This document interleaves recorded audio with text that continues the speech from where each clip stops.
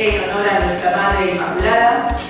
En este día sábado vamos a aprovechar este itinerario misionero de San Manuel González como impulsor de la corresponsabilidad de los laicos en la Iglesia. Ayer nos hicieron la introducción, ayer las palabras de la Madre General nos encuadró también en todo el sentir de este encuentro formativo como miembros de la Unión Eucarística Reparadora y como aquellos simpatizantes que realmente sintonizan y se sienten atraídos por Jesús Eucaristía y este carisma eucarístico reparador. Esta mañana vamos a ahondar con la primera sesión que tenéis, os han repartido con doña Aurora López Medina, que nos va a compartir esta interesante reflexión que lleva un título muy sugerente: algo más que seglares, San Manuel González y las dulcísimas obligaciones de los fieles laicos. Pues que sea de mucho provecho y os sugiero que toméis nota, tomemos la actitud de esponjas para asimilar, asumir y poder después de este encuentro poder transmitir a los demás lo mucho bueno que vamos recibiendo tan generosamente. Aurora, tienes la palabra.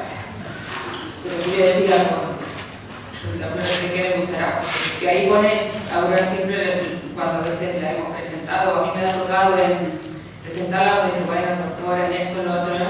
Y ella al final ella siempre termina, y soy María de los Agrarios, y uno Palomares. Así que en lugar de ponerte doctora y todo eso en la presentación, he puesto Universidad de Huelva, pero María de los Agrarios con toda intención. Me faltó poner de Palomares, que también es un regalado del Señor, pero que lo disfruta mucho. Muchas gracias. También tiene que ver con otra, porque mi sagrario es de la Universidad de Huelva. En la facultad de la Universidad de Huelva tenemos la suerte de tener un sagrario mío.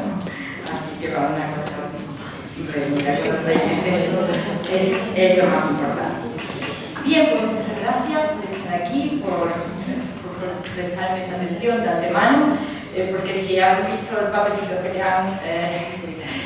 han proporcionado, creo que me he pasado un poco, sinceramente, cuando lo he visto, pero no sé, voy a intentar sintetizar todo y voy a intentar además dejar que San Manuel ponga los ejemplos, cosa que da muy buenos resultados en todo. Bien, pues ya ayer le contaba y me adelanté a hablarle de cómo se utilizaba el término laico, se ha venido utilizando en la Iglesia, en nuestra sociedad, cómo lo usó San Manuel González, porque le toca vivir esa época. Y lo utiliza con esos significados que se le daba a España en la primera mitad del siglo XX.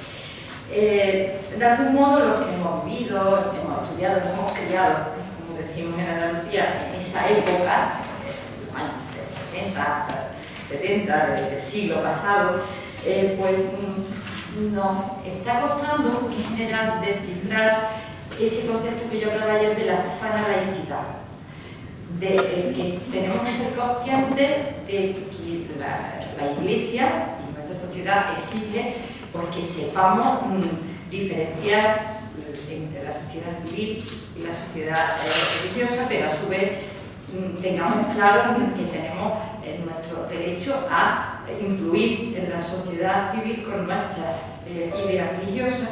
No, tenemos que ser conscientes de que tenemos que ser respetuosos con la libertad religiosa de los demás, porque así lo ha proclamado la Iglesia en el Concilio Vaticano II, la libertad religiosa para todas las personas.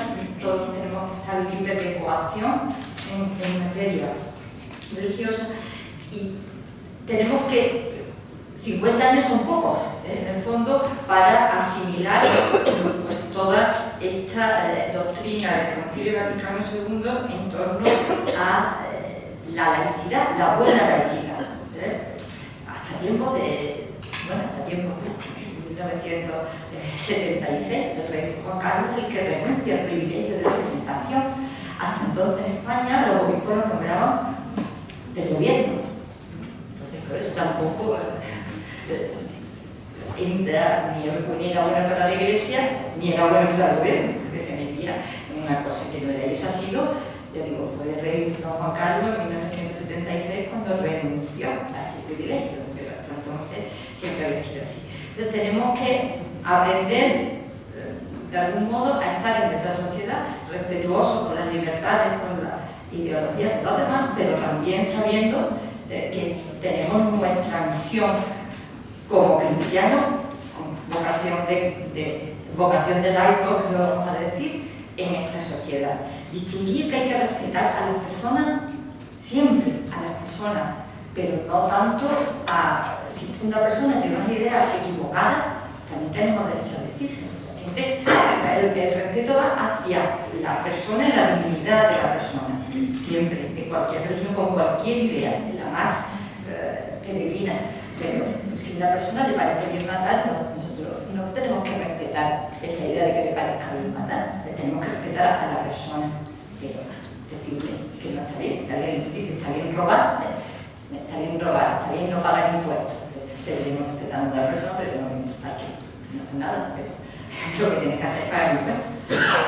Igual con todas las cosas. Y eso tenemos que aprender a hacerlo, y don Manuel, con anécdotas como la de ayer, nos lo enseña a hacer bien. Sabía cómo hacer, cómo llegar a la persona que tenía una idea que no era, y respetándola mucho, queriéndola mucho, sin embargo, dejar claro eso en ese camino es en el que nos puso la Iglesia a lo largo. Todos somos miembros de la Iglesia de Cristo, y también hay que cambiar en ese sentido, porque quizás tampoco estuvo tan claro siempre que los laicos tuviésemos esa vocación, ese sitio especial. No sé si tienen por ahí el texto del Código de... Bueno, pues en el Código de Derecho Canónico de 1917, que estuvo vigente hasta 1983, casi nada, pues decía que por institución divina hay en la Iglesia clérigos distintos de los laicos, aunque no todos los clérigos sean de institución divina, unos y otros pueden ser religiosos. Los laicos estábamos por exclusión, definidos como por exclusión. Unos y otros pueden ser religiosos, y lo que hay por institución divina parece que son clérigos sacados distintos de los laicos. Bien, pues a mí me resulta casi un poco escandaloso leer en los comentarios al Código de 1917 cómo los comentaristas anotaban esas anotaciones en torno al contenido de cada canon. Al hablar de la Iglesia decía que la Iglesia, siendo una sociedad perfecta, era desigual. Pues hay una clase de personas a quienes compete la dirección y otra que debe ser gobernada. Y luego los religiosos, que tienen preferencia sobre los laicos y participan de muchos de los derechos y obligaciones de los clérigos. O sea, estábamos ya los comentarios todavía hacían más visible esta idea de que estaban los laicos que tenían simplemente ese segundo papel. Hay un compañero que al escribir sobre esto apuntaba que con sentido del humor se ha dicho que la posición del laico hasta hace poco se caracterizaba por dos notas: hallarse bajo el púlpito y de rodillas ante el altar. Algunos añadían una tercera nota, echar la mano al bolsillo para la colecta, ¿no? Era un poco el papel que ponía. Bueno, pues todo esto, y ayer la Madre General, María Teresa, nos hablaba del Concilio Vaticano II y de lo que significó, y de la Apostólica Virtuositatem, donde se quedó fijado la posición de los laicos. Ya se empieza a usar la palabra laicos en la Iglesia con cierta normalidad. Antes se traducía seglares, legos, se huía un poco de este término, y era así, pero a partir de entonces se hace de eso. Y el Código de Derecho Canónico resultante del Concilio Vaticano II, tuvo que pasar mucho tiempo, el Código de 1983, ya pues enseguida se ve que la perspectiva es otra. Por institución divina, entre los fieles, ya estamos todos en la misma categoría, hay en la Iglesia ministros sagrados, que en el derecho se denominan también clérigos, y los demás se llaman laicos. Se llaman laicos, pero ya se tiene una entidad. Entre unos, la continuación del canon viene a decir que en estos dos grupos hay fieles, o sea, el término clave es fieles, Christi fideles, como se dice en latín, fieles de Cristo, por la profesión de los consejos evangélicos mediante votos de otros vínculos sagrados, reconocidos y sancionados por la Iglesia, se consagran a Dios de una manera peculiar que ellos trabajan. Este tercer grupo, digamos, en general los religiosos, pues está también dentro de esa estructura de la Iglesia. Bien, entonces empezamos que la palabra común siempre es fieles, Christi fideles, fieles. Se ha escuchado hace poco al Papa no decir como a nadie le bautizan obispo, ni presbítero, ni fraile, ni monja, a todos nos bautizan igual en Cristo para realizar la misión de Cristo, su Iglesia. Luego, la Iglesia no es una sociedad desigual. Todos participamos del mismo y único bautismo. Y hay una igualdad radical que nos con los fieles, en tanto que todos estamos bautizados iguales. Luego hay diferentes estados jurídicos en la Iglesia, igual que en derecho civil hay estados civiles. Uno está casado, soltero, no sé qué, entonces según esto tiene una forma de vivir, pues si está casado, pues régimen de gananciales, yo qué sé, da lugar a una situación especial, pero no cambia la igualdad de todos los ciudadanos. Al estar soltero, casado, viudo, no cambia el estado civil, no cambia la ciudadanía, es lo mismo. Los estados jurídicos canónicos, la forma de vivir dentro de la Iglesia, no cambia esa igualdad radical de los fieles. Entonces, condiciona solo la forma de estar en la Iglesia, o sea, las obligaciones y derechos específicos que se ejercen, pero en ningún caso se igualdad radical. Luego, todos los bautizados, si quieren, pueden seguir su vocación.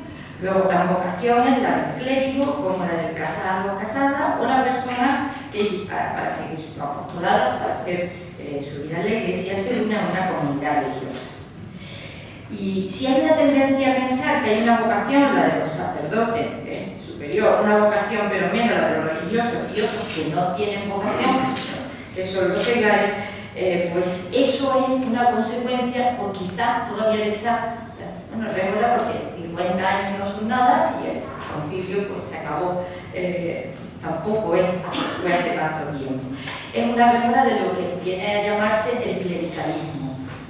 La idea de la supremacía de los clérigos en la Iglesia y la no responsabilidad de los laicos, que se puede deducir pues, del canon que vimos antes, del canon del Código del 17.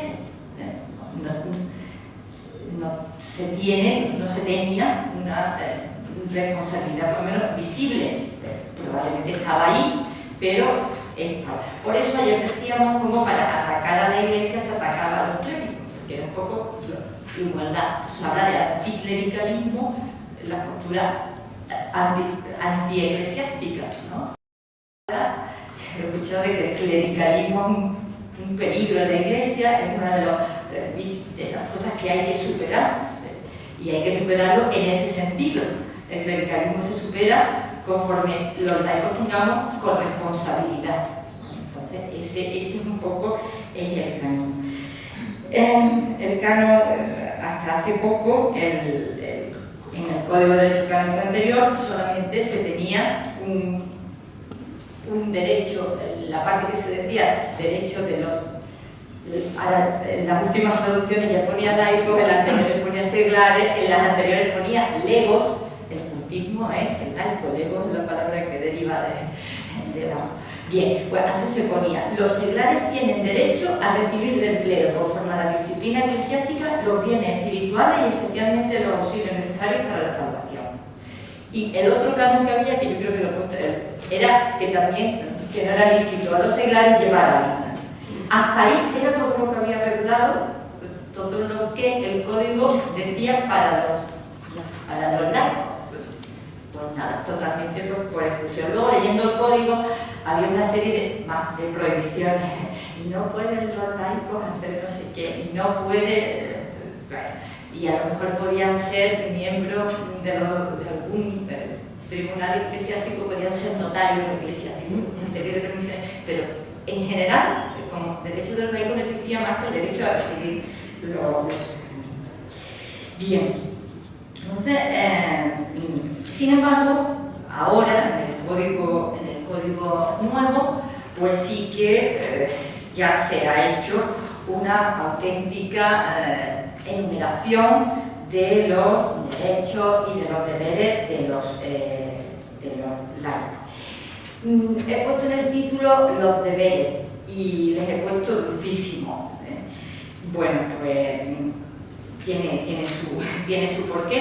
En la Iglesia siempre hablamos, en el derecho, hablamos no de derechos y obligaciones, sino al revés, siempre de deberes y derechos. Siempre se hace así.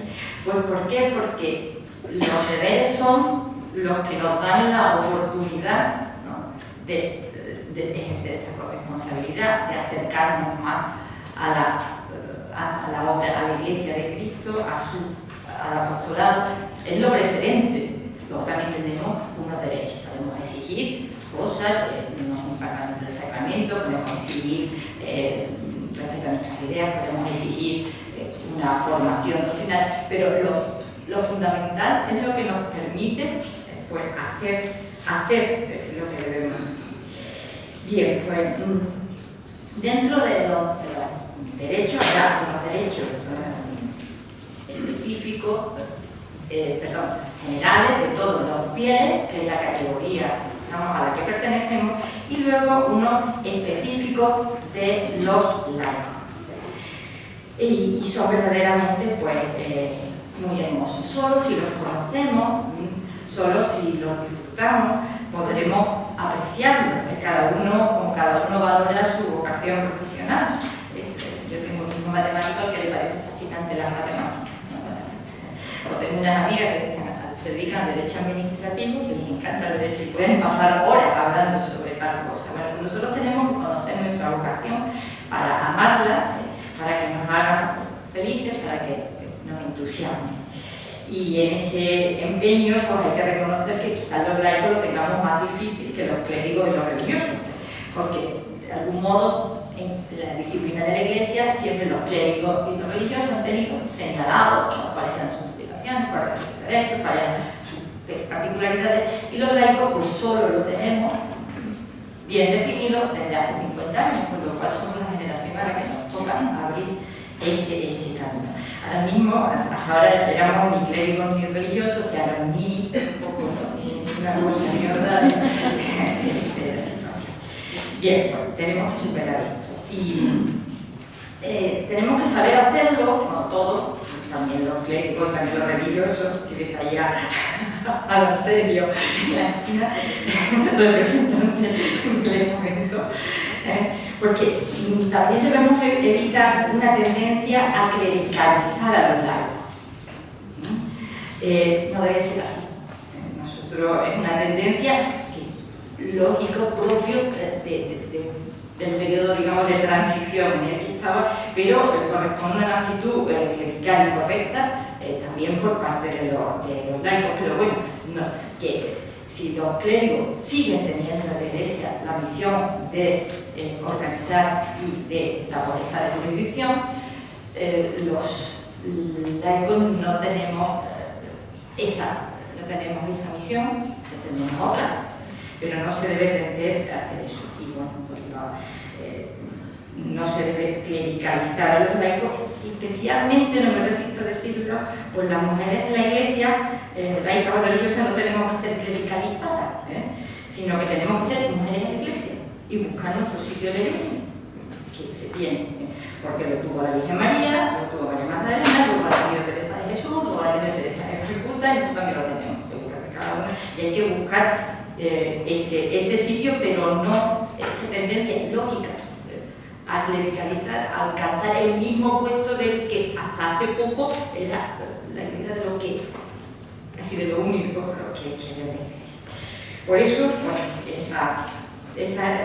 ese riesgo de ese clericalizar, ¿no?, a lo conviene. Todo lo que dice el Papa sobre el clericalismo, pues he acabado comprendiendo, ¿no?, qué es lo contrario del clericalismo actualmente. Es ese pastor que el Papa Francisco, no mucho al principio, ese comentó mucho que huele a oveja, ¿no? Es el pastor que no está para dirigir, sino para mezclarse con sus ovejas, para estar al servicio de ellas.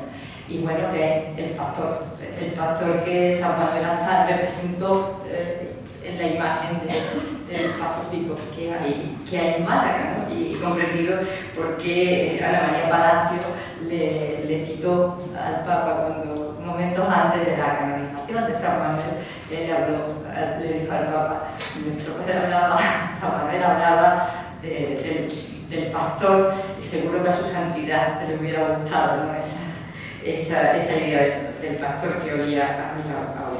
San Manuel hablaba de los ganapanes, de los sacerdotes que llegan con esa intención, y el Papa Francisco lo hace hace poco de los curas grasosos, ¿no? De los curas que buscan otra cosa.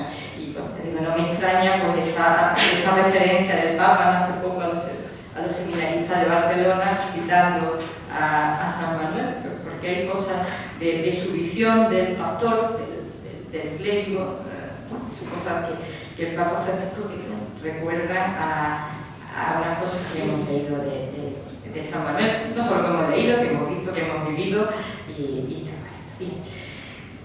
Pues esa actitud del clero, en cambio, es de no ser dirigentes, sino servidores. Eso es la auténtica forma de vivir el clericalismo y los laicos, de ser corresponsable y no de aspirar a ser dirigente o tener ese papel en la Iglesia.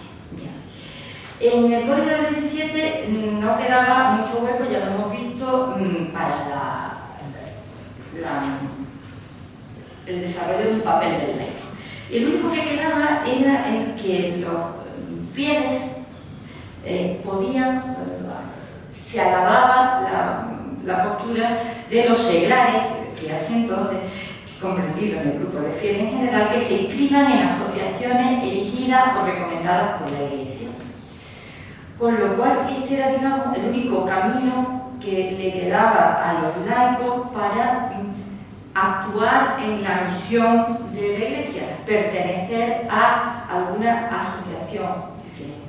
Y claro, San Manuel, que en fin hizo su licenciatura en Derecho Canónico, pues vio que seguramente este era el único camino que tenía para incorporar a los fieles laicos, a los seglares, como les llama, a ese grupo de personas que estaban cerca de él, a su chiflado, ¿no?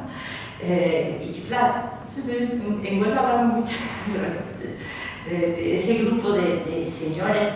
Le ponía Mónica María la foto de don Juan Carlos, de don Manuel Sidó, de don Andrés Mora Batanero, de esas personas que estuvieron, de Saavedra, que estuvieron al lado de él, apoyándole en tantas cosas. Y la manera que tenía de darle era que pertenecieran a algún tipo de asociación en la Iglesia. Por eso él funda la María, los discípulos, en Huelva impulsó mucho y todos estos chiflados estaban en torno a la Hermandad de la Virgen de la Cinta, que en esta época él contribuyó a que se hiciera una hermandad con vida y que organizara cosas en Huelva, cuando se arregla el santuario de la Cinta, para así, con este tipo de asociaciones, bien potenciando las que había,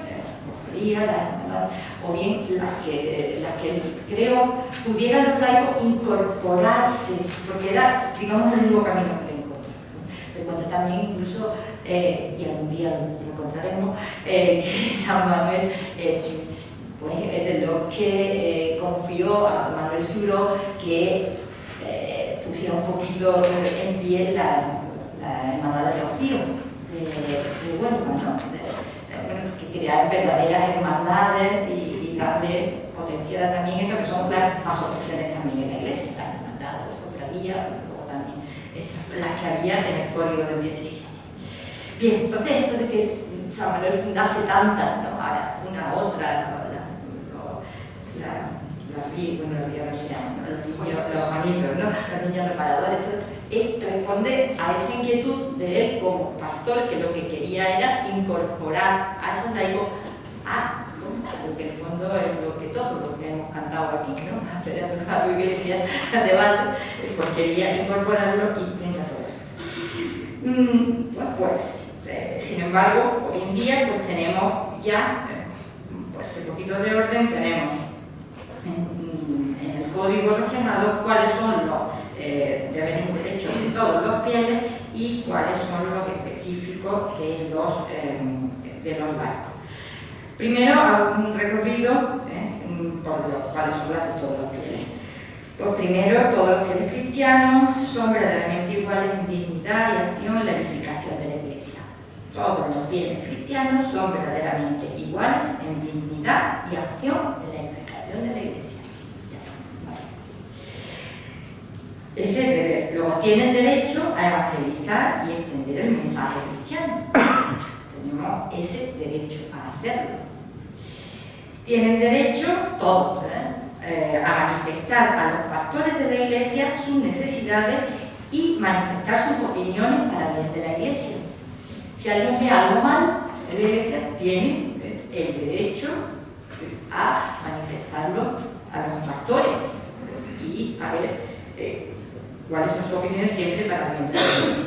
Tienen derecho a recibir de los pastores la palabra de Dios y los sacramentos. Digamos que era el único que había en el 17 y aquí nos han puesto ya 3 por delante. Bien, el derecho a tributar culto a Dios según el propio rito, elegir y practicar su propia forma de vida espiritual, conforme siempre con la doctrina de la Iglesia.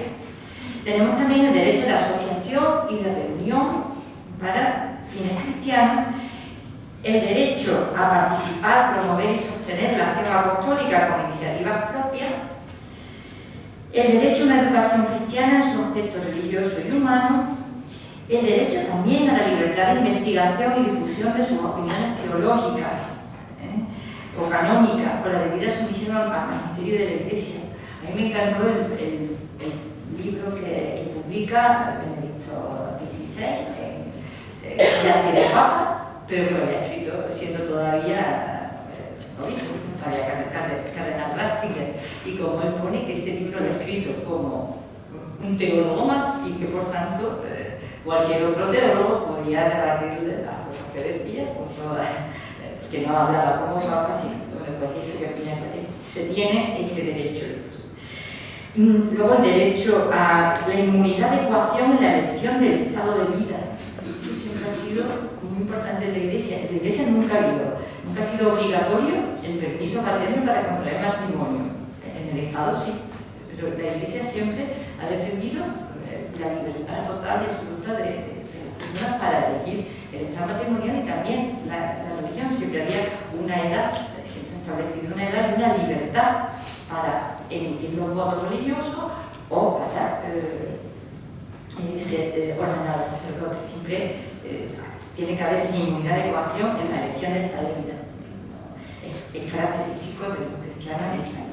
También el derecho a la buena fama y a la propia intimidad también está protegido de la Iglesia, y el derecho a reclamar y defender sus derechos en la jurisdicción eclesiástica, a un juicio justo, a no ser sancionado con penas canónicas, sino conforme a una norma legal. Estos son los derechos y las obligaciones de todo: obligación a mantener la comunión con la Iglesia, cumplir las leyes eclesiásticas, el deber de esforzarse en llevar una vida santa. Ese es uno de los deberes. Ahora no me acuerdo, en el código del 17 ponía que los clérigos tenían el deber de llevar una vida más santa que los laicos.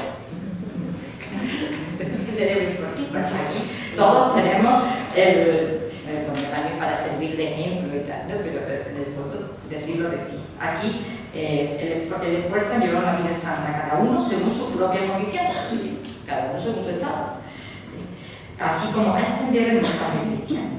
Y luego el deber de observar como obediencia cristiana al magisterio de la Iglesia y deber de ayudar con sus bienes a la Iglesia, sus necesidades, promover la justicia social y ayudar a la paz. Bueno, pues esto es de todo, también de los religiosos, también de los clérigos y con respecto a unos y a otros. Pero luego está cuál es la vocación del laico y los deberes que le corresponden. Bueno, pues Por laico se entiende entonces a todos los que vivimos, los fieles, los fieles de la Iglesia que no han recibido el orden sacerdotal y por tanto no pertenecen a la jerarquía eclesiástica y tampoco han hecho unos votos específicos en una congregación religiosa. Y tienen la condición y su vocación y obligación primera es la de buscar el reino de Dios ocupándose de las realidades temporales y ordenándolas según Dios. De modo especial le corresponde iluminar y ordenar todas las realidades temporales de tal manera que éstas lleguen a ser según Cristo y se desarrollen y sean alabanzas de Dios. Lo voy a leer porque siempre no tomo nada. Soy muy fan de mi código, es donde queda mejor definido. Sinceramente, el Catecismo de la Iglesia Católica también establece cuáles son cuál es el laico. Por laico se entienden todos los cristianos, excepto los miembros del orden sagrado, y los laicos tienen como vocación propia esto que he dicho, buscar el reino de Dios, ocupándose de las realidades temporales, y les corresponde iluminar y ordenar estas realidades. Pero en el Código de Derecho Canónico pues siempre viene como más técnico,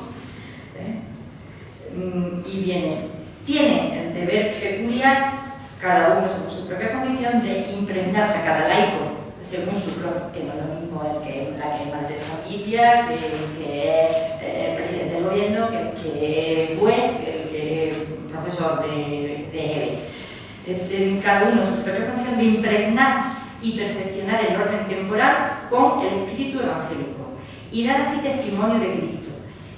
Aquí está lo que me gusta, especialmente en la realización de esas mismas cosas temporales y en el ejercicio de las tareas seculares.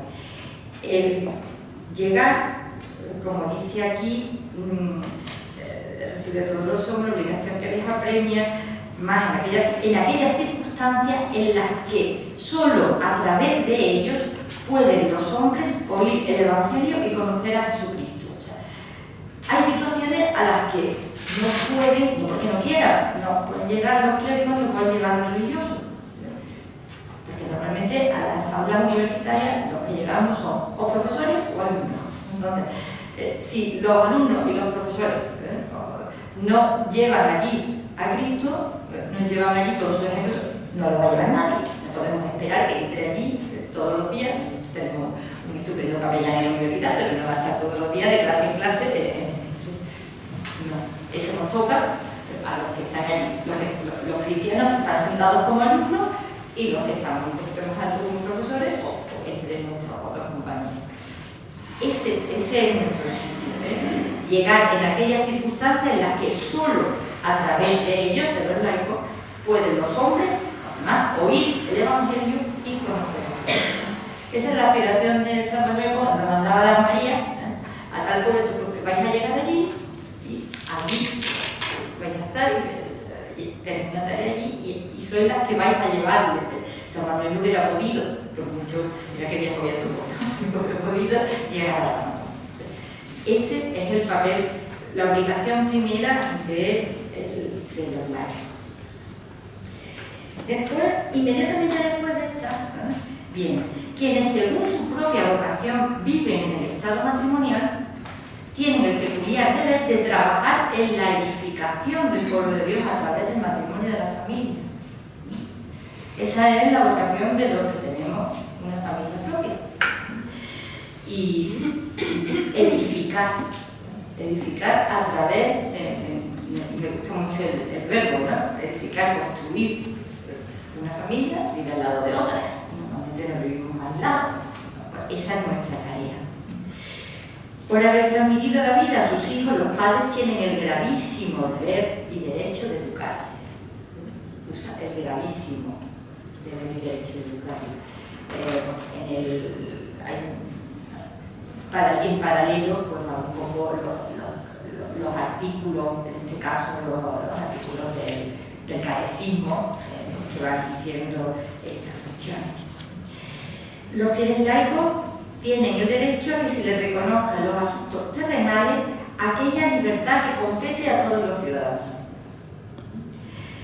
Sin embargo, al usar de esta libertad, han de cuidar que sus acciones estén inspiradas por el espíritu evangélico y han de prestar atención a la doctrina propuesta por el magisterio de la Iglesia, pero, a mí me parece esto importante, evitando a la vez presentar como doctrina de la Iglesia su propio criterio en materia opinable.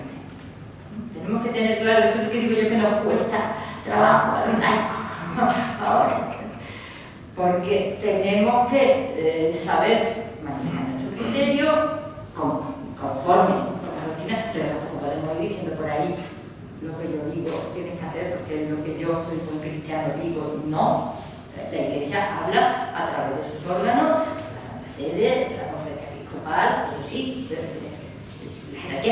la jerarquía sí puede hacerlo, pero nosotros los laicos nos corresponde manifestarla, hacerla, pero nunca dar por hecho que nuestra opinión, por muy fundamentada que esté normas y que hayamos leído y que sepamos y que hayamos escuchado, esa no deja de ser nuestra propia opinión en materia temporal. Eso está aquí. Hay que evitar presentar como doctrina de la Iglesia su propio criterio personal, porque un grupo no puede convertirse en doctrina de la Iglesia, y eso también hay que tener en cuenta. Los laicos que se han y en esto está nuestra corresponsabilidad, en llevar a Dios hasta los sitios donde estamos, en edificar con nuestra familia, con nuestro entorno y en nuestra participación como ciudadanos, siempre limitada, siempre controlada las libertades. Ahí están, porque también ese es otro sitio a la que los clérigos no deben llegar, y ahí nosotros sí. Los laicos que sean considerados idóneos tienen capacidad para ser llamados por los sagrados pastores para aquellos oficios eclesiásticos y encargos que puedan cumplir según las prescripciones del derecho. Efectivamente, pues somos muchos los laicos que, por alguna especialidad, en mi caso, haber trabajado en derecho canónico, estamos llamados a cooperar directamente en trabajo en la Iglesia. En mi caso, por ejemplo, trabajo en el tribunal eclesiástico de Huelva, pues es también un derecho que tenemos y un deber que tenemos, pues se llama para. Son muchos y cada vez más, porque las cosas cada vez son más difíciles, en cuestiones empresariales, en cuestiones de banco, en cuestiones económicas, en cuestiones jurídicas, en cuestiones universitarias, de técnica, materias sociales, todo esto que se necesitan efectivamente. Antes un ecónomo era cualquiera, un ecónomo tiene que tener porque es muy complicado. Los IVA, la seguridad social, las cotizaciones, es más frecuente que trabajen laicos, nos llamen a colaborar es uno de los deberes también que tenemos, siempre en la medida de nuestras posibilidades. Aquellos que tengan esa formación y además tienen en ese caso el derecho a formarse, incluso viene aquí que si se trabaja en exclusiva para la Iglesia, pues también se tiene el derecho a tener la remuneración conveniente y los derechos sociales, seguridad social, todo esto, ¿no? Y también bueno, como muchos se han llamado simplemente pues, como consultores y es muy frecuente para los sínodos, la conferencia episcopal, que cuente con la opinión de los laicos. Nuestro deber es atender y dar esas opiniones, pero cuidado, hasta ahí llega. Aquí no vamos por yo tengo esta opinión, pues esta otra opinión o grupo. Nosotros somos en ese punto, sí somos colaboradores de aquellos que tienen que tomar las decisiones, porque luego la responsabilidad tienen ellos, no nosotros. Con lo cual, si el obispo pregunta y llama a 25 personas, luego no nos regula los 25 a que levantemos la mano a votar, no, luego el obispo toma la decisión, habiendo oído, eso sí, el clericalismo que no lo toma él solo como antes, sino que ahora tiene esta disposición y este deber de escuchar a todas las personas bien que porque les afecte la decisión o bien por ser especialistas en la materia. Bien, pues le corresponde el derecho también, tenemos también el derecho a adquirir los conocimientos de la ciencia sagrada y de la doctrina en general. Tenemos el deber y el derecho a adquirir el conocimiento de esa doctrina porque, claro, nosotros tenemos que llevar esa doctrina a los demás, con lo cual tenemos que tener medios para formarnos. Y es otra de las cosas que le corresponden hacer los deberes y derechos de los clérigos, que le corresponde lógicamente a los clérigos. Facilitar en la Iglesia el acceso a los medios de formación, facilitar en la Iglesia, antes no había en las universidades eclesiásticas laicos, para cada vez hay más. En laicos hay estudios adecuados a las necesidades de los laicos. Eso es también a raíz de esta idea del laico preparado doctrinalmente para hacer esto. Y bien, aquí el canon 230 es uno de los que cambió hace poco, porque ponía los varones laicos y se quitó el último residuo de diferencia entre laicos y laicas que había, que era el canon 230, desapareció. Y ahora mismo los laicos, todos, aquí el plural laicos y laicas, todos tienen derecho a acceder a lo que se llaman los ministerios laicales. Los ministerios, hay unos que son clericales, que a partir de su diaconado, me parece. Adelante, y luego están los ministerios que antiguamente se llamaban el acolitado, el lectorado, estos ministerios que son un nivel de colaboración con cierta estabilidad que da el ministerio, pero pues también en los casos en que sea necesario, por las necesidades pastorales, pues los laicos pueden ser llamados para el ministerio estable de lector y de acólito mediante el público. Y todos conocemos, ¿no?, personas que colaboran con la distribución de la Eucaristía, en ese tipo de doctrina. Bien, pues estos son los deberes que tenemos y que nos hacen participar en la misión sacerdotal de Cristo. Y bueno,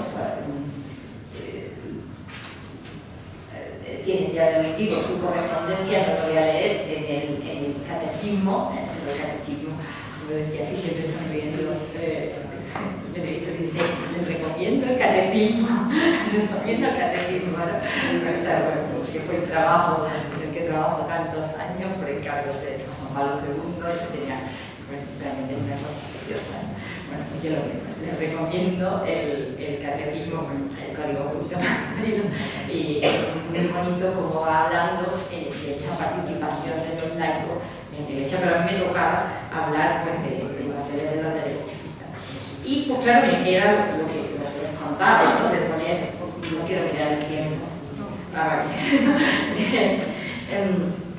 lo que les contaba de cómo San Manuel, que fue el precursor y el legislador de la vocación de estos fieles laicos, pues lo hacía. Primero ya las fundaciones, ya me he referido a ella y me he referido a todo este conjunto de los chiflados y de cómo lanzaban esas cosas, las escuelas, ¿no? Visto desde ahora, era un trabajo tremendo. Ayer leía Mónica María el día de la inauguración, porque no sabíamos, como lo dijiste, que el día de la inauguración no tenía maestro para el día siguiente. Él estaba allí con toda la algarabía, las 500 personas, no sé cuántos, y no tenía maestro, ¿verdad? Tenemos nuestra tesis, que los salesianos probablemente le habían dicho que les mandaría maestro y a última hora, pero pues no pudieron, no se mandaron. Y alivio, se fue a la capilla y había un señor, que era Manuel Silva, pero eso fue el mismo día de la inauguración, el 20 de enero. Si le sirvo de maestro, y a partir de ahí, un pedagogo impresionante, ¿no?, Manuel Silva, un laico, puso todo su empeño y todo su dinero suyo, de su señora, de su familia, en salir a aquellas escuelas adelante, y están todavía. Y tantas, muchísimos alumnos, muchas gracias, mi rector era antiguo alumno de la escuela, ¿no? Y un forofo de Mauricio y de San Manuel. El matrimonio también llamada de Dios, y nosotros tenemos aquí una carta del matrimonio que está además, desgraciadamente, de estas que tenemos de destinatarios desconocidos. Yo quiero pensar que sean los abuelos de mi amiga, digo, muchas amigas que han tenido que ver con San Manuel, lógicamente por la zona donde me muevo y vivo, la chica de Málaga. Fíjate qué bonito, serían dos palos cruzados en cuyo centro haya una hostia, no es una cruz, sino una custodia. Sellad vuestra unión con la hostia de vuestra comunión frecuente, y vuestro matrimonio no será cruz, sino custodia de Jesús, siempre bendiciéndoos. Con esto, y con que diariamente recéis junto a 3 Ave Marías y leáis un parrafito de este libro de la vida, seréis felices y os bendecirá siempre vuestro amigo Padre Manuel. Mi amiga esta decía que sus abuelos celebraron las bodas de plata en Gibraltar aquel año, y esta carta está fechada en Gibraltar el 13 de junio del 31, pues quiero pensar que fue la boda de plata de los abuelos. Esa idea del matrimonio como algo muy elevado, elevado claro, que era lo más elevado, que ya a partir de ahí. Son muchos también las cartas que mandan a madres de familia, bueno, un poco el paradigma, son las muchas que conservamos de la madre de María Patricia, de doña María Soto-Bobante, la madre de un montón de hijos, y bueno, pues es de imaginar que le contaba a San Manuel los problemas de sus hijos, como todas las madres acabamos contando, ¿no? Y bueno, pues como ella le habla, pues de tranquilidad, a tus niñas, les contestaré, y le habla, ¿no? de cada una de ellas. Está tranquila con tu Antonio, que va muy bien, y insiste con tu Conchita y Pepe con discreción y dulzura, que sea muy sincero en sus confesiones. Tus otras 4 siguen el camino muy derecho. Deja que hablen de cosas espirituales y que te pregunten y se consuelen. O sea, les da eso para que verdaderamente edifique a su familia, ¿no? Sea edificante. Pues así fue, ¿no? Los padres, la educación de sus hijos, luego siempre buscó también el consejo de los que saben, y buscó especialmente por eso de que los padres necesitan la ayuda de los maestros para educar a sus hijos, pues también tiene cosas muy bonitas respecto a los maestros. A mí me gusta especialmente que escribe y le dice cosas muy hermosas a los maestros estatales, a los maestros de escuela, que siempre se llamaron así, ¿no? Habla aquí a uno del año 31 recibido, me alegro mucho que tengas ya tu escuela en propiedad, antiguamente, ¿no? Pues esto, además de asegurarte el porvenir material, te pone en condiciones de hacer mucho bien en las almas de los niños confiados a tu cuidado. No dejes, le dice al maestro, no dejes de comulgar con la mayor frecuencia que te sea posible, que en la Sagrada Comunión está la fuerza, la luz y el consuelo. Tampoco debes omitir visitar diario a Jesús sacramentado, ya que tienes tiempo para hacerlo. Habla en aquí hay otra que habla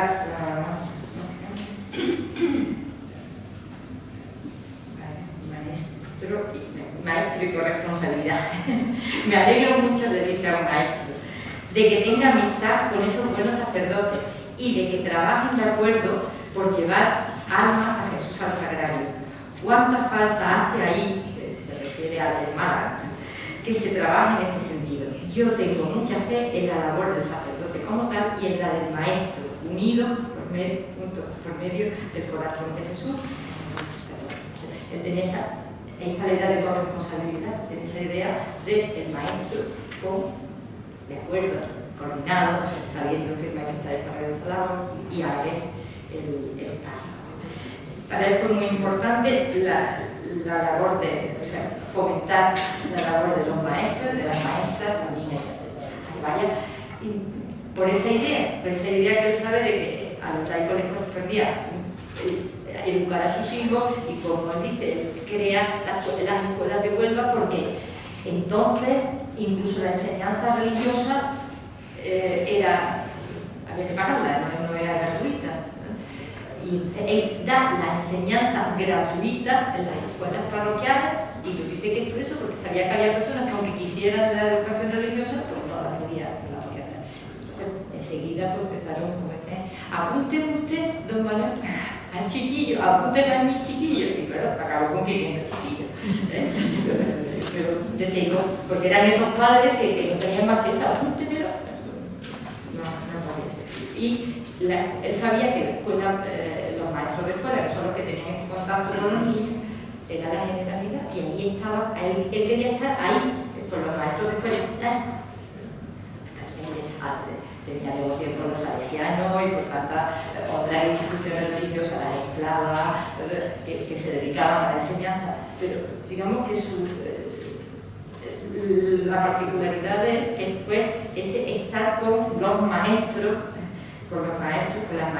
Hemos visto que hay muchos, una maestra también que encontramos que también, que luego ha quedado su nombre, hay un colegio actualmente que lleva el nombre, han quedado muchos en el recuerdo, ha quedado en el recuerdo seguramente porque detrás de ellos estaban todas estas vivencias. Bien, buscando eso siempre, dando el consejo de los que saben, siempre buscó a don Juan Cádiz para que le organizara todas estas cuestiones de poner en pie las escuelas, buscó al arquitecto, bueno, la misma construcción del seminario, ¿no? Siempre buscando a los que sabían y le podían ayudar. También hay por aquí, no solo a los maestros, también tuvo mucha amistad con varios médicos, y por ejemplo le escribí aquí con mucho gusto, bendigo efusivamente la revista que hacen los farmacéuticos. Seguro de que da gran impulso a las hermandades de San Cosme y San Damián, que tanto bien están haciendo por los médicos y farmacéuticos de toda España. Son muchas las conferencias que hay, que son muy organizadas en Málaga, ¿no? A las que participan médicos, farmacéuticos, también dando esa doctrina, porque también era necesaria. Hoy hablamos de temas médicos controvertidos, también los había a principios del siglo XX, y él recurrió muchas veces a varios médicos y farmacéuticos de su confianza para que fuera a dar la difusión de la buena doctrina. Pues esto no voy a hablar porque eso hablaremos más tarde, pero desde el principio también está preocupado por esa difusión de la doctrina. ¿Y qué era el granito? Que fijaros, la difusión que tuvo tiene en aquel tiempo, y él lo hace para eso, para que la doctrina cristiana llegara a todos en un tiempo en que no llegaba, y que se daba gratis, y el que podía que lo aprovechara se lo pasara a otro, ¿no? En ese plan, y ahí siempre con esa confianza en los laicos, aquí también en los políticos, ¿no? Aquí escribe al alcalde de Palencia: honro mi contestar su atento oficio, de felicitarme por mi más rendido agradecimiento por la expresión de la esperanza que esa unanimidad me hace concebir en la compenetración en que el Ayuntamiento y el Prelado palentino han de vivir para el mayor bien y la más fecunda prosperidad de la noble ciudad de Palencia. Esto es del año 35. Tenía la idea esa de la cooperación, que es otra propia de la laicidad, de que la Iglesia está para cooperar para el bien de los ciudadanos, y para eso ya él lo demostraba en un momento, en fin, tan poco propicio como era una constitución, que la nuestra sí habla de cooperación, el artículo 16, la constitución del 31 no hablaba de cooperación, al contrario. Sin embargo, su idea, cuando cordialmente se refiere, se tiene que dirigir en su momento al alcalde, Palencia, es de cooperar. Aquí estoy yo también para que en la medida de lo posible cooperemos para el bien de la ciudad. También estaba ahí esa idea. Hay también una persona, también en esto de la corresponsabilidad y de la confianza de los laicos para determinados oficios, es una persona sabemos que era sastre y que vivía en Herrera de Pisuerga, así para que haya gente de Valencia, se llamaba don Basilio Val, y le explica, recibió su carta, debía ser un promocional sobre las cosas que proyecta. Es indudable que el corazón de Jesús sacramentado está bendiciendo muy abundantemente la obra de los niños reparadores, porque no solo se va extendiendo prodigiosamente por España y por el extranjero, sino que el conocimiento de lo bueno que es Jesús con los niños les va acercando más a Él, les va haciendo verdaderos primores para tenerlo contento y desagraviado. Me parece muy bien si usted continúa en esa disposición de dar a conocer a Jesús por los pueblos, que se pase por aquí antes de empezar su propaganda eucarística para que hablemos y convengamos lo que pueda hacer. Puede usted venir a cualquier día, porque yo no pienso salir por ahora si no ocurre algún previsto. Un obispo que se pone a ver usted cualquier día, ¿no? Y tal. Bien. Pues este don Basilio Val fue catequista, promotor del Círculo Católico de Obreros, fue discípulo de San Juan, y años después todavía recordaba un salesiano natural de ese pueblo que en cierta ocasión, cuando el obispo Manuel González le invitó a subir al púlpito en una de las principales iglesias de la capital y a hablar sobre las Marías de los Sagrarios. Después de oírle comentó: ya quisiera yo que todos mis sacerdotes estuvieran penetrados de este espíritu y celo apostólico con la causa de Jesús sacramentado. O sea, bueno, se me miraba la verdad tengo mucha curiosidad por este don Basilio, ¿vale? de lo que pudo ser, ¿no? Cuando todavía tantos años después ya recordaba. Hay también otra señora, una señora de origen alemán, no sería alemana, con su apellido, que vivía en España y que participaba en la radio, cuando la radio era la roca. Esto es del año 39 y le habla de que ella quiere hacer, con mucho gusto, acepta su propuesta de propagar por Alemania la obra de las Marías. Le envió por correo algún material de propaganda que le ayude, para que esta del resultado apetecido llénese de esta idea. Me encanta. Las Marías no van a enriquecer el sagrario, sino calentarlo. Nuestra obra no va principalmente con la pobreza de los sagrarios de los templos, ya hay obras para esto, sino contra el abandono, llámese poca frecuencia de comuniones, de visitas, de tratos con Jesús sacramentado, de vida inspirada y alimentada de la Eucaristía en sus virtudes características. Caridad que se da, humildad que se da en silencio. Eso es lo que él pretendía que sea, ¿verdad? Y lo que él le da es eso, no le da otra cosa más que eso. Pido que la gracia de su conversión siga obrando en ella su alma hasta llenarla de esta vida eucarística y con ella hacerse un apóstol del gran desconocido y a fuerte tal abandonado del sagrario. Qué suerte la doña Betty, esta la carta tan bonita que tenía. Bien, bueno, pues podemos seguir, pero ya sí que no me sigo, porque sepamos que esa confianza en los laicos ahora la reconocemos por responsabilidad. Bendito sea. Nada.